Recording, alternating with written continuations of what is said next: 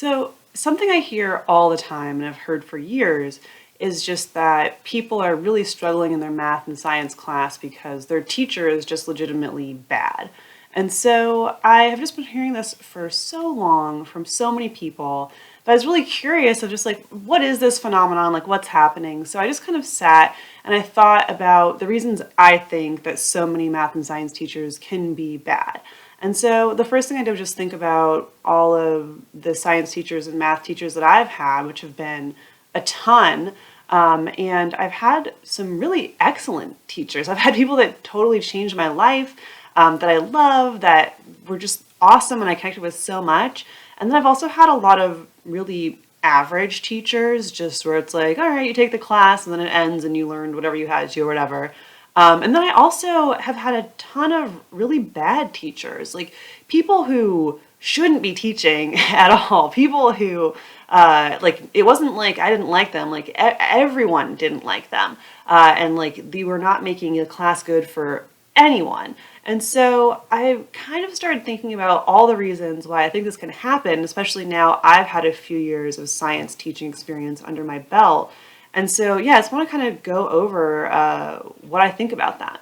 So, okay, I think the biggest reason I can think of why I think so many science teachers are bad, or really anyone teaching any class that's very analytical, is that to do that well, you have to have two different skill sets and you have to be pretty good in both skill sets. So one skill set is just succeeding in whatever course you're doing, right? So it's like if you are teaching chemistry, you have to really understand chemistry. So you have to be somebody who's really good at getting those technical aspects. And more than that, you have to be somebody that when you were young, you're most likely drawn to those kind of technical fields and things that you are rewarded by a ton of studying, a ton of just like intense concepts and like math steps and like logical conclusions.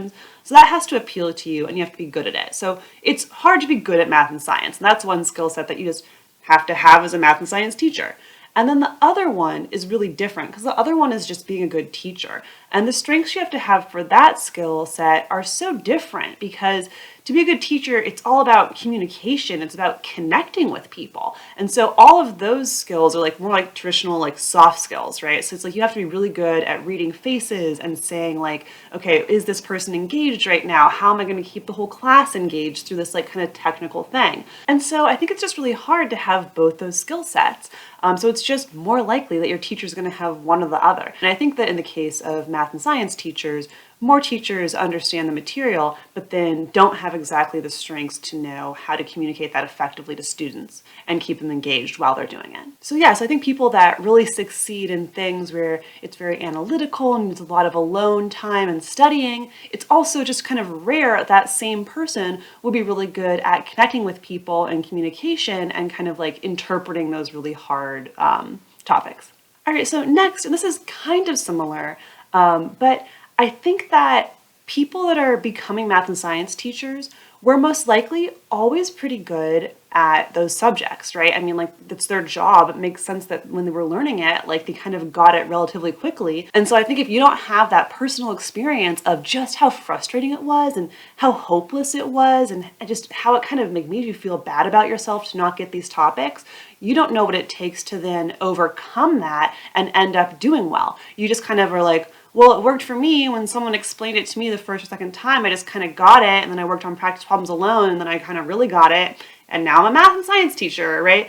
And not to say that if you get things quickly, you didn't work super hard and you don't earn that, but that's really different than someone who is really struggling through these classes, who most likely, in my experience, when you're really struggling, all it really means is that you didn't have the preparation from your previous classes to be in this class. It's not really a reflection of you being stupid or not good enough. It's just like, oh, okay, you ended up in this class where you needed this foundational knowledge that you didn't have. So I think most people that end up teaching these subjects just don't have those memories. And so another kind of thing that's very similar to this is, and this is true for any type of teaching, is that it's really hard to remember what it was like to not know something. Like, I just kind of, in general, have this chemistry knowledge because I've been teaching it for so long. And so I remember when I just started teaching or I was TAing, I had only known this chemistry stuff for a couple of years, and I'd be able to be like, oh, okay, I remember exactly what it felt like not to understand this, and so I'm going to then communicate like this little bridge, kind of bring people over from not understanding to then understanding it, because I remember exactly what was tricky about it to me. And now it's been so long, I don't have those memories anymore. They're just gone. Like, all I remember is that, like, oh yeah, I kind of know these chemistry facts and other people don't, and it's my job to teach them that. And you know, we're all guilty of this. This is just a thing that happens to all of us, right? So it's like, can you remember what it's like to not be able to read, or to not know that plus means addition and minus means subtract, right? We all know these facts that just get ingrained. And then we can know, you know, like theoretically, like, oh, of course a child's not going to know those things. They're going to have to be taught it. But then because we don't have those memories of not understanding those things, we have to kind of guess like, oh, okay, how would I explain this to somebody who doesn't know this for the first time, right? And so then you're just doing the best you can by guessing how you would explain it, because you can't remember exactly how you needed it explained in the first time. Okay, so this next one is kind of a stereotype, and it only applies to people at the college or university level, not high school. But I, for one, found it to be extremely true, which is that, especially with science teachers or professors, a huge chunk of them actively hate undergrads and don't want to teach them ever. And they view undergrad teaching as a waste of time, as something that's beneath them. And what they really want to be doing is their own research. So many professors will have their own lab with their grad students, and that's what they're passionate about. That's why they became a professor. That is what gets them up in the morning. That is their true passion in life. And most schools will just have a requirement where it's like every professor has to teach one course a semester or one course a year. And I would say that maybe 30% of professors that I encountered viewed it as like a waste of time. Like, it was like their job. It's like, oh, what I really am is this fancy chemistry professor, but then because the university says so, I have to teach this undergrad class once a year, and I view that as like taking out the trash. And they literally put the least amount of effort into it. They don't care at all. Their materials will be 30, 40 years old. I've legitimately taken chemistry classes that clearly the teacher didn't modify in 30 years just based on the technology they were using. And it feels insulting. So it's like, where do you think grad students come from? Like, they have to get their undergrad degree first. Like, we deserve a good education. And even if they're not going to become a chemist, like, you still deserve to be able to learn these things, right? And that's just not the attitude that a lot of professors have. They're very snooty, and, you know, most of them went to extremely good schools. They really don't understand what it's like to not get these concepts. To them, you know, every undergrad class is like a joke, and it's like, well, why don't you just know this already? You know, it's not hard at all to them. So yeah, that's a real phenomenon. I definitely experienced it. And I think that the solution is just to kind of do what a lot of schools are already doing, which is to prioritize lecturers, right? So people that go through all their education and say, it's my passion to be a lecturer, like, most of those people are great at their job and they're super passionate about it, and they don't have a separate lab component. So yeah, so hopefully more schools will continue to kind of prioritize lecturers and, you know, make sure they're well paid and kind of, you know, treat them like good employees, and not just kind of expect the professors that have research and labs and getting patents and getting papers published. Like, those aren't your only valuable teachers. Those aren't your only valuable employees. All right, so those are all of my kind of science-specific reasons why I think that there can be a lot of bad math and science teachers. But I also just have some reasons why, in general, teachers can be bad. And this one is very global to anyone. But in general, within like the sum of like humans on Earth, like, there's like a lot of garbage people. So if you just take like any group of people, right? You take any job, like let's just say poets, right? Let's take all the poets in the world. A huge chunk of them are gonna suck real bad. And that's because, like, out of any group of people, a huge chunk of them suck real bad, right? They're just like, human beings are diverse in all ways. And one of the ways that we're diverse is like, are you good at your job, or are you fucking shitty at your job? And so if you have teachers, just like as a whole, as a rule, that's a group of people, so they're going to have some chunk of them that are god awful at their job and shouldn't be doing it and really are like getting an F, right? So that's like not unique to science teachers at all. It's just like a rule of the world. There are lots of people that suck. And then kind of a similar, more sympathetic way of thinking about it is just that everyone's a human being and everyone has stuff going on all the time. And in general, we're doing our best. It's just that sometimes we're not doing that great. Sometimes our best is not very good, right? So it's like, I've taught for a bunch of years and I've had to teach like the day after breakups, the day after a huge fight with one of my friends, or the day I'm just having a terrible day. I'm in a really bad mood and like nothing's going to shake me out of it. Like you still have to go show up and teach people. And so I think that a lot of people are just having a rough time, and like your bad teacher may be one of those people. Like they may just be in like a series of years, or maybe it's just 1 year, or maybe it's just a few months where they're having a fucking rough time with life and like they just can't quite get it all together. And so this person who just has like their own life going on might just be having a really rough time in general. And so the fact that you're in their class right now is just kind of bad luck for you because they can't like deal with being a very good teacher right now, which sucks. And it's not like that's okay. I'm not trying to explain it away, but it is something that really happened. Like we're all doing the best we can. We all have these lives that take a lot out of us and make us feel bad a lot of the time. And so your science teacher may just be having like a really rough period of time and they like can't be a good teacher right now, and that sucks. And so also something that's kind of similar is just that teaching, it can be really hard to get good at it. And not just because being a good teacher is hard, which it is, but because I don't think that a lot of the times teachers are kind of set up or given like the best like ways and tools to like become a good teacher. I personally know that it's been very isolating being a teacher. Because if you think about it, right, if you're an accountant, you're probably in some room or office with a bunch of other accountants, and you can kind of bounce ideas off, and you can be like, oh, come check out my work, blah, blah, blah, blah, blah. And in general, you're going to know a lot of other accountants. And as a teacher, it's isolating. Like in that room, in the classroom, you're the only one that's like you, right? Everyone else is a student. And so you often get really no feedback, or you'll get like feedback forms at the end of the year, but then those are like from students. And so you're kind of left being like, is this the most accurate person? Like, did this person just like not like me? Or also they're a child, so can I like trust their opinion? Not that your opinion's bad because like you're a student, but like it's not the same as having a bunch of teachers watch you and be like, oh, I was doing this for 30 years. Let me show you what I would do, right? So a lot of ways that teachers are trained is basically just like no training at all. Like I've never been trained for teaching. I've just always been teaching at the college level. And like I think when I started grad school, I had like maybe 1 hour of training before we like throw you into the classroom. And they're just like, you're a teacher now. Make sure you show up to your sections and teach undergrads. Goodbye. And then that's it. And you're just like on your own. So I think that like it can be really hard to, even if it's like your dream to be a really good teacher, a lot of times you don't get any materials on how to do that. You're just kind of guessing and doing your best. And sometimes guessing and doing your best doesn't lead to great results. Sometimes you need to be trained on like, here's how you're an effective teacher and here's how you're not.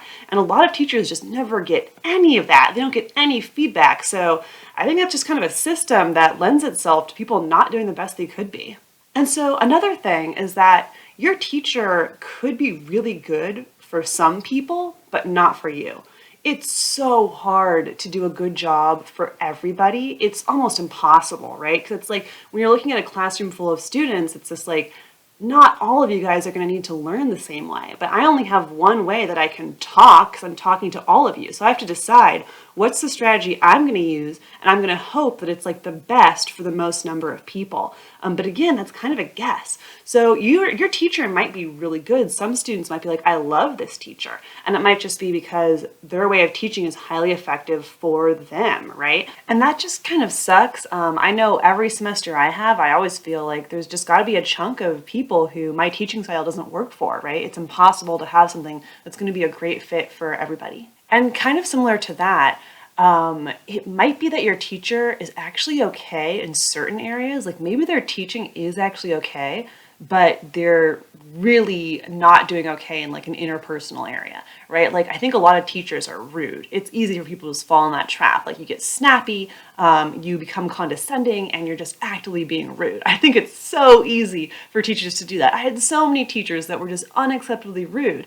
And the reasons why people are doing that are a couple, but one, a lot of teachers almost every teacher gets a lot of rudeness to their face, right? Like think about your teachers. Like there's a chance that like students are constantly kind of disrespecting that teacher, and maybe putting them down or making fun of them, or in general just like disrupting stuff. And so it is hard just to stand in the front of a bunch of people and have them be rude to you, and then for you to just be professional and to never break. Again, I'm not excusing it saying, and that's fine and teachers should be rude. It's not. You're an adult. You shouldn't be doing that. But it's kind of an explanation for some of them. Like, right, sometimes you just crack, right? Enough people kind of sass you and are condescending and undercut you, and you just kind of have it. And you just kind of like, your niceness veneer just like loses it a little bit, and you're kind of afraid all the time. And that's just like what happens to people. So like your teacher might be actually doing an okay job explaining the material, but maybe you just hate them because they have a bad attitude.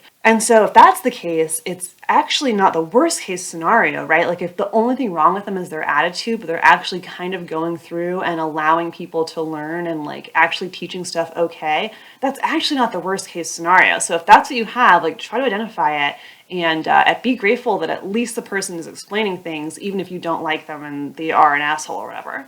All right, and so the very last thing that could be going on is that it could just be you. It could be actually completely you and your teacher is good or fine or average. And I know it's kind of a fuck you to include this in the list at all in this video, but I do think it's worth mentioning, and so I'll at least explain why I have this on here. Like, I would say for the vast majority of people, taking science and math classes is not fun. Even if you kind of like it and you do well in these classes, I wouldn't say it's fun. You know, it's like they're mostly just these exams that are a ton of pressure, like your future's on the line, it feels like it's super high stakes, and here's this person who essentially feels like a barrier. It's like, you know, you want this goal that's off here in the future, but before you can get that goal, you have to pass these classes, and so this person is essentially a block for you. And so I think with that, it can be really easy because either you're upset that you have to take the class at all, or upset you're not doing as well as you want to, or upset you have to work so hard at it, that it can just be easy to be like, well, I hate this person and they suck and it's their fault. And look, that's totally possible. Like maybe it's both. Maybe you hate the class and the teacher is awful. Like that, there's tons of people that's applicable for. But there's also going to be a lot of people where if you just kind of think really hard about it, you might be like, maybe they're not so bad. Maybe they're kind of doing an okay job. They're not the best. They're not really reaching me, but like maybe they're not the worst. And maybe like I do just kind of hate them because I hate the class. And so I think that if this is you at all, it can actually be helpful because, you know, the teacher's life is not going to change no matter how much you hate them, right? Unless you can get them fired. I guess then yes, their life will change. But short of you getting them fired, you know, the semester or the year is going to end, you're going to leave their life. And so if you spend all this energy hating them and you also end up like failing the class or not doing well, that doesn't affect anyone but you. And so if you can be like, okay, this person's not really working for me, or maybe they're fine, but like I'm hating them so much, and you can just find a way to work past that and really focus and be like, no matter what, I still need to pass this class. So yeah, even though that maybe seems like a discouraging point and is annoying and also coming from a teacher, so I get it, it is, I think, still useful to kind of think like, like maybe they're not the worst, and even if they are, maybe I can just kind of try to do the best for me, right? Because the goal is still the same. You still have to pass this class and do the best that you can in it. And so even though it probably feels kind of annoying to be like, maybe I was kind of blaming them, or maybe I just think they're really nerdy and I don't like them, but maybe they're actually doing an okay job. If you can get to that point where you can, you know, hopefully have the teacher help you if you're a little bit more open to them, and you can kind of ask them how to prepare, study for this exam, or get a little bit more information, build a little bit of a relationship with them, that is going to be better. So again, totally possible your teacher is just awful and there is no room for improvement and you are doing the best. But at least spend a couple of seconds thinking about like, is this coming from me? Do I just kind of hate them in the class and maybe like it's not specifically their teaching that's so bad, it's just like I don't want to be here, so I feel really angry about it? Because if it's that, like at least there's something you can do about it. At least you can kind of work on your own attitude and like slowly like, you know, de-escalate from there. All right, so yeah, I think that's pretty much the reasons I came up with, at least, of why a lot of math and science teachers are bad. Yeah, it's too bad that happens a lot. But also I think that this is pretty common, you know. I think it'd be really rare if you made it your entire like science career or academic career and didn't have one bad science or math teacher. So it's kind of a hurdle that everyone has to face. And I do have a video on what to do if you have a really bad science or math teacher and kind of some steps you can take. So I'll link to that. And also, if you have any questions, you know, academic or otherwise, that you want me to answer, feel free to leave them in the comments and I'll try to get to them. But yeah, that's pretty much it. Thanks for watching.